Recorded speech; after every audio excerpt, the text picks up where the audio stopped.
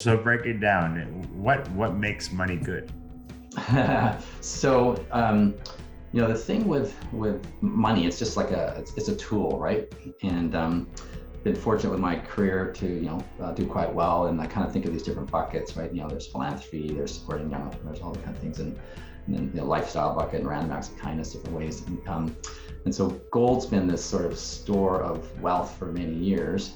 And I did an interview earlier in the year, and we're talking about Bitcoin, and is it a currency, right? And I said, you know what, I wouldn't look at it as a currency yet, right? Because it's quite volatile, right? So I look at it as basically an asset, it's a crypto asset, right? And so I think everybody in their portfolio should have a section that's in crypto.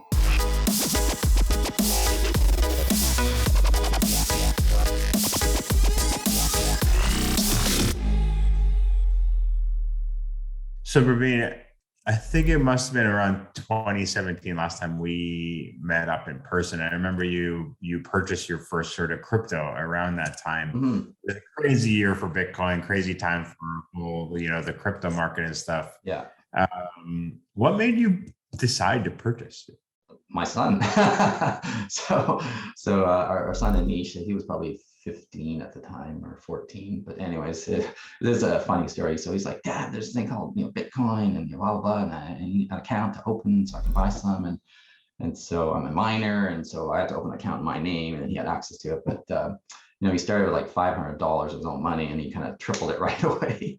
And then a month later, he came to me and said, Hey, Dad, can I have another $5,000 to kind of invest with? And I've always encouraged him and our daughter just to try things and experiment and take chances and fail, right? And so I became his partner with this loan. And then he did, I think he doubled that money. And then the kicker, though, was about a month later, he did this beautiful PowerPoint pitch deck, more for my wife. And I knew I was coming, so I kind of primed her for it. But basically, he was explaining to her what Bitcoin was and crypto and how his account's done. And at the end was the ask for 45 grand, right? Just like a 15, 16-year-old. And so my wife was like, there's no way I'm giving you that much more to kind of, experiment with, or even though you've done well. And I think I gave him another 20 grand. So he had a decent sized start with his crypto portfolio. And then the winter hit. And so we basically kind of sat together and decided that, why don't we just put all the money, sell some of the different altcoins, and focus on a couple of big ones, Ethereum and Bitcoin. And so we've kind of held on to it since then. And so the portfolio has done quite well with the way, those things have done in the last few years.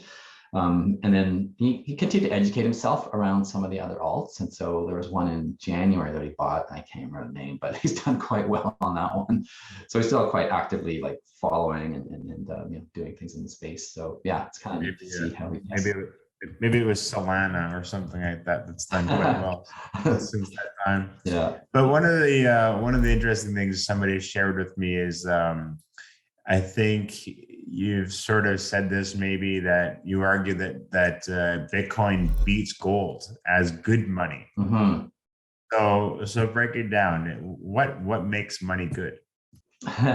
So the thing with money, it's just like it's a tool, right?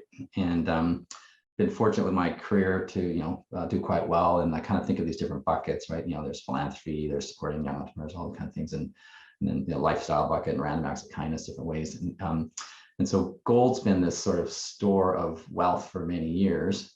And I did an interview earlier in the year, and we're talking about Bitcoin, and is it a currency, right? And I said, you know what, I wouldn't look at it as a currency yet, right? Because it's quite volatile, right? So I look at it as basically an asset, it's a crypto asset, right? And so I think everybody in their portfolio should have a section that's in crypto, right?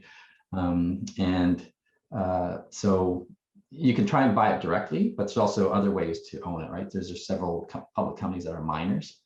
And so we're behind one that just listed today on the TSX Venture Exchange, and the ticker symbol SATO, S-A-T-O. They're a grain miner, so it's nice because they're using hydro energy, that kind of stuff. Okay, interesting. But yeah, I truly believe that everybody should have a slice, just based on your own circumstances, in the crypto space, whether it's direct, right, or through a miner, a publicly traded miner. So yeah, and then eventually I think we will see, currencies, whether it's backed by a country or, a different one that's actually not as volatile, but I look at it more as an asset right now.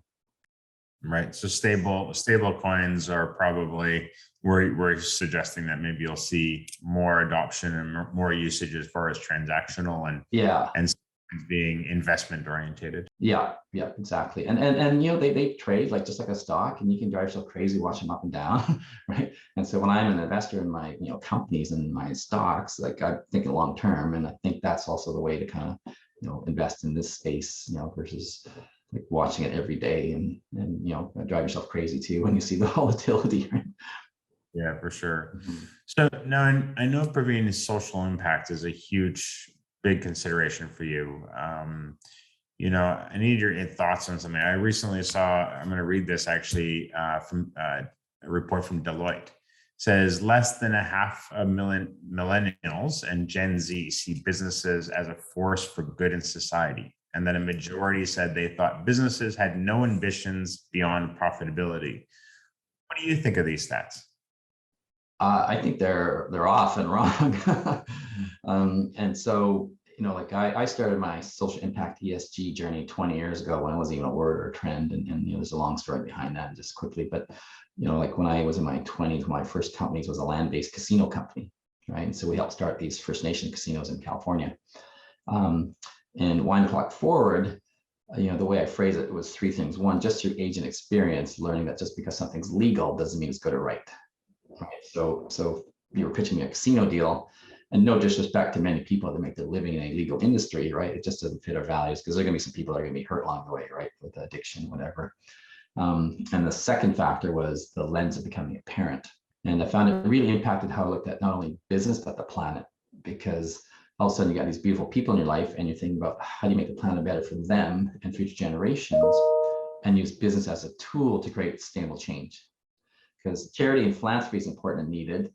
And we've got a family foundation my wife runs, but it's sustainable business is how we're going to fix the air, the soil, the ocean, the plastic, that kind of stuff. And the third factor is as you get older, you start thinking potentially about legacy, like, what's your role on the planet? Why do you exist? When you die, is anybody going to care? Is anybody going to show up at your funeral? Like, what are they going to say about you, right? And so I find, these multiple entrepreneurs like Lawrence at One Feather that we're working with, it's just super rewarding to do good, right, and do well. like you can actually do very well financially. People used to think that by doing good you can't make as much money, but we've been making like 10 baggers over and over in a lot of the social impact entrepreneurs we've been working with. And I find I sleep really well at night because I just feel really proud of what I've done all day, and I have no problems getting up in the morning. Like some of my friends between 50 and 60 are retiring, and I'm like, retired or what? Like, this is just so much fun, right? And so yeah, and then to the point on millennials, like at least maybe it's a circle I hang around with. In the war for talent, what I tell entrepreneurs is the younger generation only want to work for companies that are doing something amazing, impactful. Like they don't want to just show up for the man and get a paycheck and go through the motions, right? Because they know you spend so much of your day at work. So and you can't greenwash, like people say, well, what's social impact mean? So I start with, I can tell you what it isn't, right? So it's not like a tobacco company that takes 10% of profits and gives it to a charity, right? It's more about the why, and so if you had, the two of us in a room and the entrepreneur explain what they're working on, you would just say, yes, that is amazing that you're doing something good for the planet, or people, or hopefully both. So there's actually, again, in circles I run, more and more capital moving into the sector. And have you ever read the Dr. Seuss book, The Lorax, or the movie? I haven't myself, no. Oh, okay. Well, so it's an awesome movie. So Dr. Seuss, like, he wrote this thing 40 years ago, whatever. And so he had it right. Like, if we're all just so busy consuming the earth with our heads down, right? Scorched earth, we're going to be dead, right? And so I truly believe that we shouldn't even differentiate between business and social impact, ESG business. By definition, all business should be ESG, right? Because if not, we're all screwed. So yeah, no, it's really fun to work with the people that we do, because they're all just lovely people, like that high bar of, would you invite them to your lovely home for dinner, right, kind of thing, right? Gaming, not so much. Like I used to be an internet gambling, that's even a different sector, right? So it's like, That's great. I recently had David Katz on the podcast. And, as you know, what he's doing, it's so inspirational to hear about the success, of course, because there is a profitable enterprise business behind it, but the social impact that project is doing is unbelievable. Yeah, no, David's a longtime friend of mine from my global entrepreneur group, EO. And when he started that journey, I was with him right at the very beginning, just providing a bit of advice, guidance. I was actually CFO for a bit of time and one of his first investors. And so I've been following the plastic bank is what it's called. It's just really amazing because they're alleviating poverty, huge goal right there, but also helping solve the ocean plastic problem at the same time. Yeah. So you mentioned a couple of projects that you're personally involved with. Are there any startups that really stand out for you? Oh wow, geez. I'm always meeting entrepreneurs because I just love to support the ecosystem, and you can't invest in all of them. And so for me, it's more about hopefully providing some advice, guidance, and contacts, and sometimes investing capital as well to create another successful entrepreneur who has some financial freedom and some time freedom. So now they can go find another entrepreneur or charitable cause. So I'm trying to replicate, multiply, and build an ecosystem. But we've recently been investing last couple of years in the food space, right? So unfortunately, a lot of ill health in North America, not because people don't exercise, but because of like the crappy diet, right, and all the processed food and the chemicals, that kind of thing. And it's all sort of ESG sort of focused. And then maybe especially in Vancouver area, like you catch on to having a cleaner diet, but then you also learn you have to clean up your environment, right? Because there's so many chemicals in your life, right? With your soap, shampoos, deodorants, that kind of stuff, and your skin is your largest organ. And so it's just like bad diet. It's not going to get you right away, but it's going to be slow cumulative buildup over time. It's going to get you, right? And so it's kind of neat to see a lot of entrepreneurs all picking their different areas of health and wellness, right? MedTech is a cool one too. So we have a company called Darwin Labs. And so they're a global B2B SaaS, like three amazing words right there, employee health and wellness company. And so we've got clients like NBC Universal. Our pipeline of companies we're engaged with include like the who's who of logos, like Lululemon, Vancouver Airport, goes on and on. So that's a new one that we're quite excited about, and we're doing a seed round on that one. That's great. You're really involved with a lot of projects, and I hope that people get a chance to take a look at some of your profile and get a chance to check out some of the projects. I'm not sure how you feel about this, but I think we're seeing sort of a global economic change. People are really feeling the effects of the pandemic. Been over a year and a half now, but it's also been a great time for business innovation. How can entrepreneurs be prepared in the environment? So firstly, there's a lot of capital available now, right? And money's a lot more global. Like even just in Canada, you barely ever got US VCs to invest in Canada, right? Because you had to move to Silicon Valley or to Seattle to tap US money, and the borders disappeared. I'm an investor in a global fund called True Global Ventures, right? TGV. We just raised $100 million US, and it's a really unique model. So we have, probably 50 LPs, and we're all GPs as well, but we're based in countries all around the world, Russia, England, Sweden, US, Canada. And so the thing with money when you're an entrepreneur is there's money for the sake of money, but generally I'm advising entrepreneurs to default to that smart strategic value add money, right? That's going to provide you a lot more than just the check, right? And then another thing you learn through experience is even before you get to that smart strategic value add money, you want value aligned money, right? Because I've seen the mistake where maybe you got a smart investor that's making you cut corners to be more profitable. That's not going to fit your values. And that's going to be a recipe for disaster or divorce, right? And so you want value aligned first and smart strategic value add on top, right? And so that's what we consider ourselves. And often more with the angel ones, what I tell the entrepreneurs, hey, my 25, 50 grand check is not going to change your life. What is my advice and contacts. That's what you really want, right? So so I think, don't be shy, like reach out for help, like especially mentorship. And that's kind of a sneaky way to get capital, right? And so that's what I will tell entrepreneurs. I go, when you, especially if you're a young entrepreneur, because older people are willing to spend some time with you to, sit down over coffee. but it's also a relief when you show up and tell someone, hey, I'm not actually raising money, right? Because then you go, oh, okay, it's not a pitch. I just want some advice, guidance. And so that's often what I do in my angel investing is I start with mentoring. And then I get to know the company, the person, the industry, et cetera, from the inside. And over a period of 1, 3, 4, 5, 6 months, really get to know them well and have a much more informed basis to make that investment decision. But it's a two-way street. Now the entrepreneur really gets to know you and decide if they really want you on their cap table. And it's, when you're building a company and you've got a really super successful, large company, when you're building your team up, there's an expression you want to hire slowly, like take your time, and then fire quickly, right? But it's the same thing almost on your cap table. Like you're actually interviewing people, ideally to see if you really want to take up a precious spot right on there.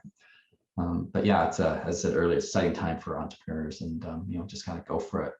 I was going to ask you next question of what you would suggest for a new entrepreneur starting up, but in that one question, you gave so many purposes and reasons and suggestions. I think those are some of the best ones I would personally give too. I think mentorship and the value of guidance from people that have been, not necessarily that everybody knows, because obviously we're seeing a tremendous amount of innovation and change just in the last few years that perhaps we wouldn't have seen ourselves even 5 years ago from new entrepreneurs and new people. But I definitely think some of the suggestions you have is really good. So what about books? I see all these books behind you. What do you suggest for a new entrepreneur today? So there's sort of a couple of buckets, right? So one is, we're talking about mentorship, right? So mentorship doesn't necessarily need to be a live person, right? That right? It can actually come from books, right? So if you read biographies of people, right?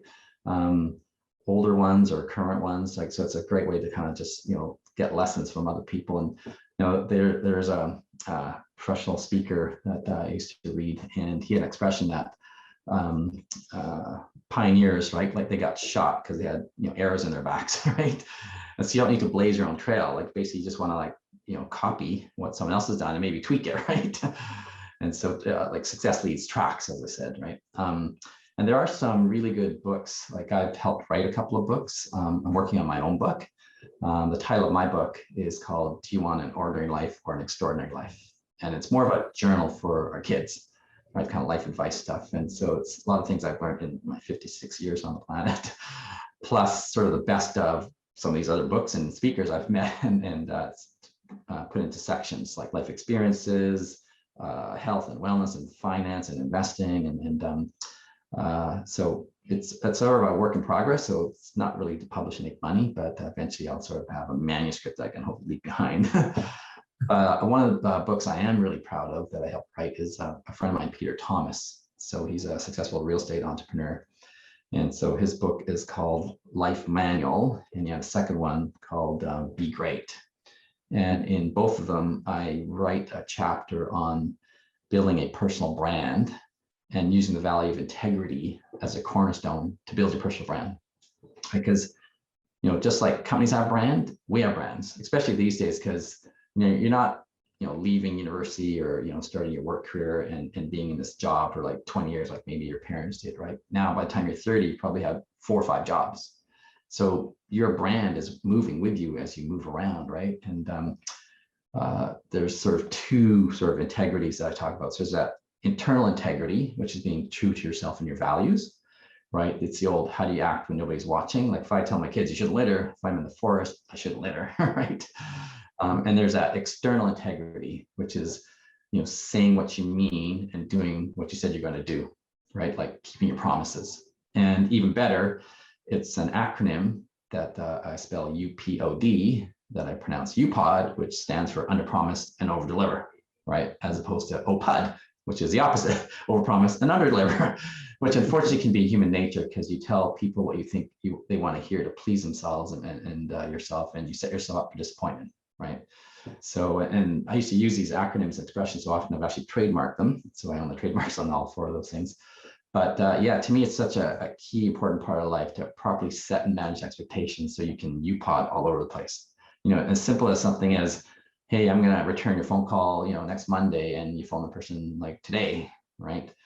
And if you develop that reputation as a crusher, because you're always like over delivering everywhere, then you become that go-to person that everybody wants on their team, right? It's no different than when you're a kid in the schoolyard and second captain, first pick, I'm picking Jason, right? And so I found that's been one of the things that's really helped me to have that, business success that's led to financial freedom, that's led to time freedom, right? By being, a man of integrity, right? Just in my personal life and in my business life. So it's one of the things I've respected most about you over the many years I've known you, Praveen, is that integrity. So I hope that you're okay with me borrowing the UPod. Well, usually I charge 50 cents. My team. No, please share the information. We just, that's the whole idea, is to, even with this podcast, maybe there's a nugget or two that's going to help someone on their journey. And that's the other thing in life is I tell people, things happen for a reason. You meet people for a reason. You may not know it at the time, but the universe is playing out its great, amazing grand design. And you just have to be a player in it and let it, and not block the energy, right? So that, chance conversation, that one piece of advice is going to set you on a path that becomes your luck, right? And so I think this is the reason I really started this podcast, honestly, Praveen, is to be able to share wisdom, ideas, and concepts from people like yourself with others. So I know I've learned so much from myself by all the fortune that I've had to connect with people like yourself. So I think it's awesome. Yeah, it's great to be part of this, and thanks for including me. Absolutely. And Praveen, I'm going to share some contacts and resources and tools and people that for people to see afterwards. So if you have anything you want to share with us, please let us know, and then we'll leave that information for everybody. So for sure, I really appreciate your time today, your insights, your wisdom, and really your sharing. So thanks, Praveen. My pleasure. I'll send some stuff to you shortly. All right, everybody, that's a wrap. Thank you for joining the Off the Ledger podcast today. Remember to listen to the newest podcast wherever you regularly listen to podcasts. Thank you very much. Have a great day.